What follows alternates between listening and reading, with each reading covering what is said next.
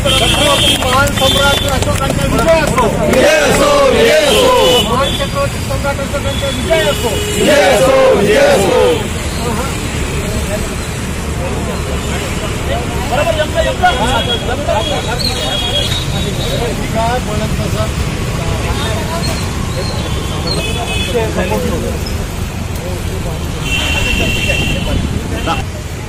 त्यांनी देश विदेशामध्ये बुद्ध धर्माचा प्रचार ज्या पद्धतीने केला आणि आज विश्वामध्ये सम्राट अशोकांच्या नावासह तथागतांचा जो विचार संपूर्ण जगभर घुमत आहे, त्यांच्या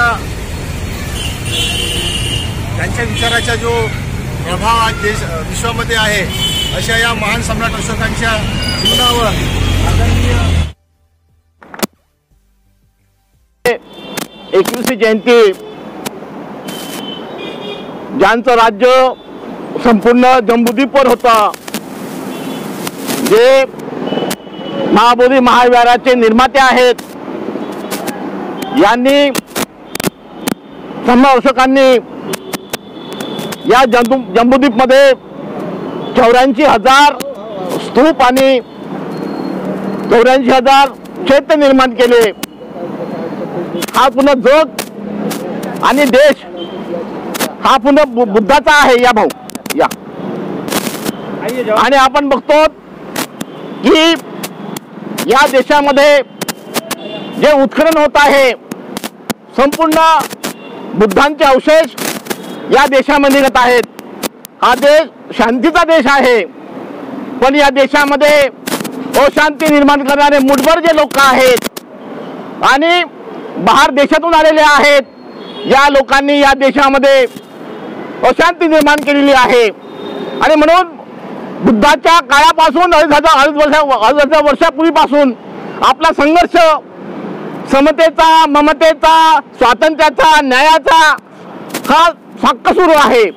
आणि म्हणून आजही आपण महाबोधी महाविहारासाठी गेल्या 1848 पासून आपण हा संघर्ष करतो आहोत।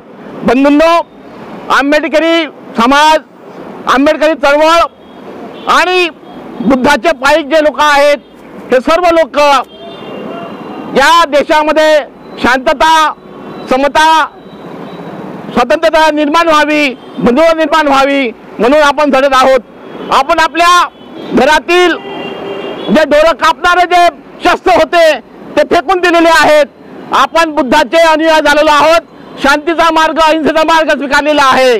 परंतु या देशामध्ये आणखी गृहयुद्ध होण्याची शक्यता निर्माण झालेली आहे। आणि म्हणून कवी म्हणतो, अरे जे आपले डोळं कापणारे जे शस्त्र होते त्याला आता बाजून ठेवण्याची वेळ आलेली आहे। आणि म्हणून तरी आम्ही शेवटपर्यंत या देशामध्ये शांतता निर्माण करण्याचा आम्ही प्रयत्न करू, कारण आम्हाला या देशामध्ये बुद्ध बाबासाहेबांचा विचार आणि संविधान या देशामध्ये निर्माण करायचं आहे। संविधानाच्या माध्यमातून या देशातील सामान्य माणसाला, वंचित माणसाला न्याय देण्यासाठी आम्हाला काम करायचं आहे बंधूंनो। आणि म्हणून या ठिकाणी आमचे सन्माननीय माजी न्यायमूर्ती बनसोड साहेब, इंजिनियर मूल साहेब, आमचे मित्र साहित्यिक विचारवंत मुस्लिम परिषदेचे जावेद पाशाजी आहेत तिथे, त्याचप्रमाणे आमचे बहुजन नेते आदरणीय सन्माननीय रमेश पिसाजी आहेत आणि तमाम सर्व कार्यकर्ते आहेत। बंधूंनो, आपण सर्व लोक एकत्रपणे या जयंती निमित्ताने आपण या देशामध्ये समता प्रस्थापित करण्याचं काम, स्वातंत्र्य, अहिंसा निर्माण करण्याचं काम करूया। आणि या प्रसंगी मी त्यांनी देश विदेशामध्ये बुद्ध धर्माचा प्रचार ज्या पद्धतीने केला आणि आज विश्वामध्ये सम्राट अशोकांच्या नावासह तथागतांचा जो विचार संपूर्ण जगभर घुमत आहे, त्यांच्या विचाराचा जो प्रभाव आज विश्वामध्ये आहे, अशा या महान सम्राट अशोकांच्या जीवनावर आदरणीय सुटे, चंद्रहाकी सुटे हे आजच्या प्रसंगी आपले विचार मांडतील अशी मी त्यांना विनंती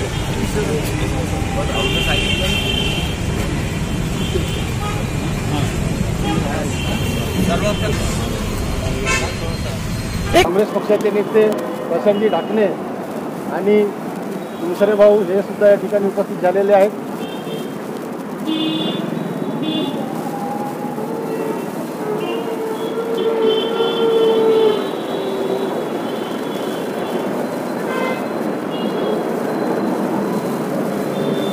आजच्या या विश्वविक्रमी सम्राट अशोक यांच्या जयंतीनिमित्त आपण उपस्थित झालेलो आहोत. सर्वप्रथम मी आपल्या सर्वांना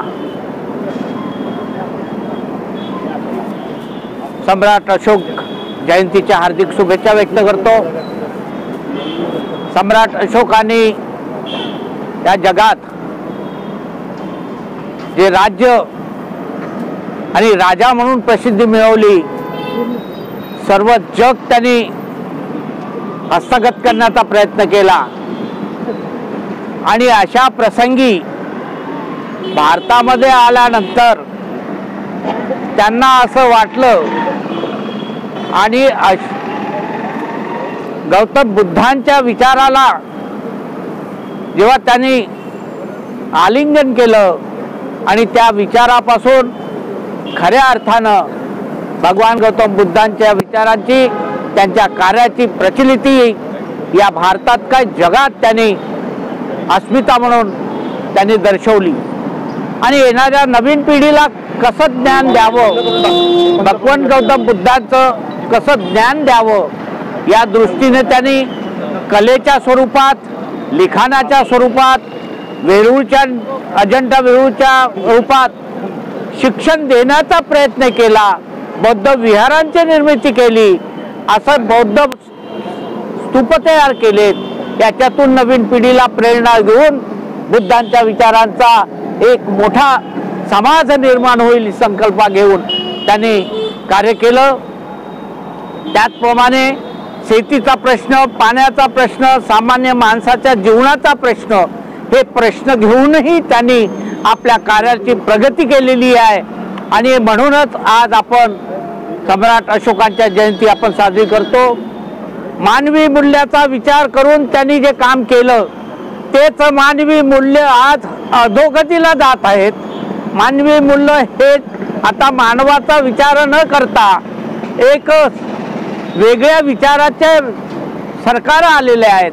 आणि म्हणून येत्या काळामध्ये आपल्याला मानव केंद्रबिंदू ठेवून मानवाच्या विकासासाठी, मानवाला शाबूत ठेवण्यासाठी, मानवाचं कल्याण होण्यासाठी, त्याला मूलभूत गरजा मिळण्यासाठी आपल्याला जनजागृती करण्याची वेळ आलेली आहे.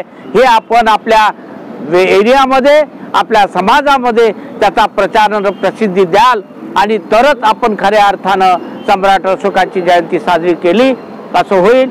मी सम्राट अशोकांना अभिवादन करतो आणि मी माझे निवेदन समाप्त करतो.